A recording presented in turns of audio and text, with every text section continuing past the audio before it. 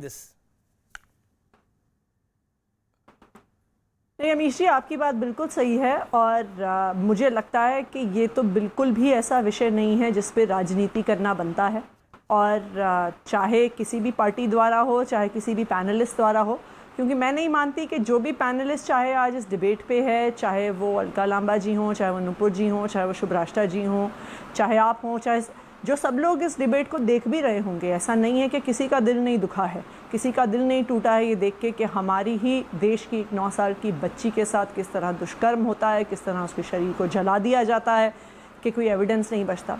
लेकिन मुझे लगता है कि एक दूसरे पर उंगली उठाने से ज़्यादा बेहतर यह है कि हमें कम से कम दिल्ली में ये दुष्कर्म जो हुआ है इसके थोड़े रूट कॉज पर जाना पड़ेगा, वरना फिर से हम 2-3 महीने बाद ऐसा कुछ मुद्दा होगा, आप और हम फिर से इस डिबेट पे बैठे होंगे।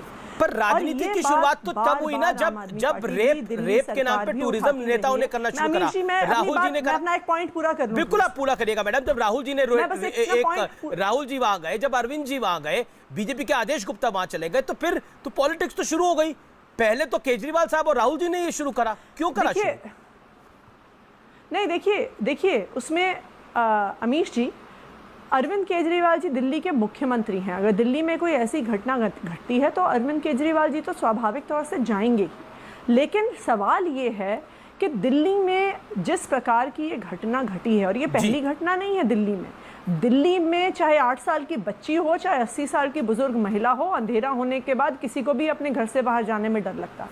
और दिल्ली की जो ये लॉ एंड ऑर्डर की समस्या है, और देखिए ये मैं इसलिए नहीं कह रही हूँ क्योंकि भाजपा की केंद्र सरकार है और अमित शाह गृह मंत्री हैं। चाहे कोई भी पार्टी हो, चाहे कोई भी सरकार हो, जिस गृह मंत्री को कश्मीर की, छत्तीसगढ़ की, नॉर्थ ईस्ट की समस्याएं सुलझानी है, वो नांगलगांव की समस्या लॉ एंड ऑर्डर की क्या संभालेगा? मैं तो ये मानती हूँ कि देश के गृह मंत्री ने नांगलगांव का नाम भी नहीं सुना होगा। और ये स्वाभाविक चीज़ है जब उसको पूरे देश की समस्याओं का समाधान करना है, लॉ एंड ऑर्डर को देखना है। तो जब तक दिल्ली की पुलिस, दिल्ली की लॉ एंड ऑर्डर दिल्ली की चुनी हुई सरकार के पास नहीं आती है, तब तक आप दिल्ली की लॉ एंड ऑर्डर की समस्या नहीं सुलझा सकते हैं, क्योंकि ये गवर्नेंस मॉडल ही फ्लॉड है कि जिसे 2 बिलियन लोगों की लॉ एंड ऑर्डर की समस्या देखनी है। आप चाहती हैं कि ये जो एक दर्दनाक हादसा हुआ है, एक दुखद घटना हुई है, रेप हुआ एक लड़की के साथ, एक बच्ची के साथ, उसके एवज में आपको दिल्ली की पुलिस मिल जाए, ये आपकी डिमांड है? और नहीं, देखिए बिल्कुल मिलनी चाहिए दिल्ली की चुनी हुई सरकार को, चाहे वो आम आदमी पार्टी की हो, चाहे कांग्रेस की हो, चाहे बीजेपी की हो। तो कांग्रेस का शासन था 15 साल, शीला जी मुख्यमंत्री थी, कभी दिल्ली की पुलिस दिल्ली सरकार के अंडर नहीं थी। दिल्ली एक राजधानी है, दिल्ली एक नेशनल कैपिटल है, दिल्ली की पुलिस आनी चाहिए। आप दिल्ली एक नेशनल कैपिटल है, it is not a normal state, it is a half state. Amish ji, but Delhi में 20 मिलियन की पॉपुलेशन है। नई दिल्ली के इलाके में 10 लाख से ज्यादा लोग नहीं रहते हैं, लेकिन बाकी जो दिल्ली का पूरा इलाका है उसके लोग कहां जाएंगे लॉ एंड ऑर्डर और जस्टिस के लिए? आप रख लीजिए नई दिल्ली को केंद्र सरकार के पास, आप नेशनल इंस्टीट्यूशंस को रहने दीजिए केंद्र सरकार के पास। ठीक है, एक करके मैं जवाब ले लेता हूं। नुपुर शर्मा इस पर जरूर आप बोलिएगा 40 सेकंड, इस पे आप अपनी बात 40-50 सेकंड बोलिएगा, फिर अलका लांबा जी, क्योंकि वो भी आतिश जी को कुछ जवाब देना चाहती हैं। Okay, quickly Nupur ji. Thank you. मैं बोलूं? जी मैडम। कौन बोले? जी नुपुर जी। मैं बोलूं?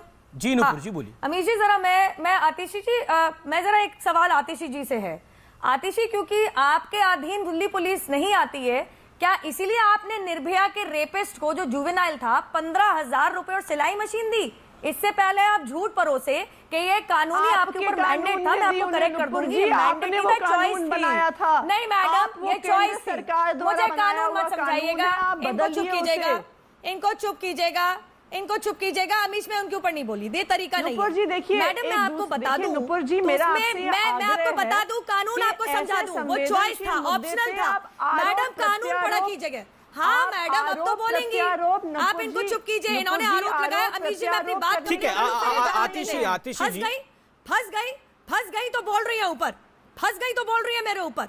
मैं कानून आपसे अच्छी तरह जानती हूँ, वो ऑप्शनल है। कानून, और वो हमारी नहीं, कांग्रेस की सरकार ने बता चाहती तो 15,000 रुपए और सिलाई मशीन अपनी तुष्टिकरण की राजनीति के लिए निर्भया के बलात्कारी को नहीं देती। और दूसरी बात मैं आपको बताऊंगी, मैं दूसरी बात बता दूं आपको, आतिशी जी, अपनी कार्यकर्ता सोनी को मत भूलिएगा। देखिए, अमीश जी बोले दीजिए, अमीश जी तरीका नहीं है।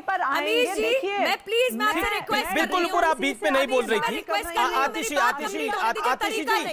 आतिशी जी, तरीका नहीं है अमीश जी, तरीका नहीं, बिल्कुल तरीका नहीं है। ओके, आतिशी मेरा निवेदन स्वीकार करिए। वो 40 सेकंड अपनी बात रख ले, फिर 40 सेकंड आप अपनी बात रख लीजिएगा। मुझे लगता है कि इसी से चर्चा ज्यादा बेहतर होगी, महत्वपूर्ण है। नुपुर, आप अपनी बात को कंप्लीट करिए, लेकिन स्टिक टू 30-40 सेकंड। एक सेकंड, ये व्यक्तिगत, ये अलका जी और आतिशी जी को क्या परेशानी है अन्य महिलाओं से जो ये व्यक्तिगत टिप्पणियां करती हैं? डिसेंसी मेंटेन कीजिए। मैं तो अपनी बात बोल रही, मैडम आप चिल्ला रही मेरे ऊपर।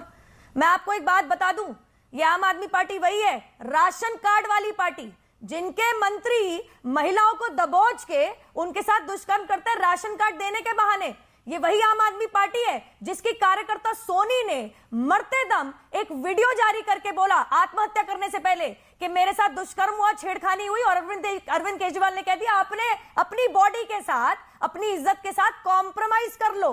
तो कृपया करके आतिशी जी आप बता दीजिएगा, वो अगर आप कानून पढ़ेंगी, इट इज मे नॉट शैल, इसका मतलब कि आपके लिए कंपलसरी नहीं था, कानूनी मैंडेटेड नहीं था। ठीक है, जवाब आतिशी जी का जवाब। आपने तुष्टिकरण की राजनीति करने के लिए निर्भया के बलात्कारी को पैसे दिए थे, सब अच्छी तरीके से जानते हैं ये बात। ओके, आतिशी जी का जवाब। अलका जी मैं आपको मौका दूंगा, सुब्राष्ट्र भी हाथ खड़ा कर रही है, लेकिन अलका जी मैं आपको मौका दूंगा क्योंकि आप पर टिप्पणी हुई है, इसलिए मुझे मौका देना पड़ेगा आपको। आतिशी, पहले आप अपनी बात को रखिए प्लीज।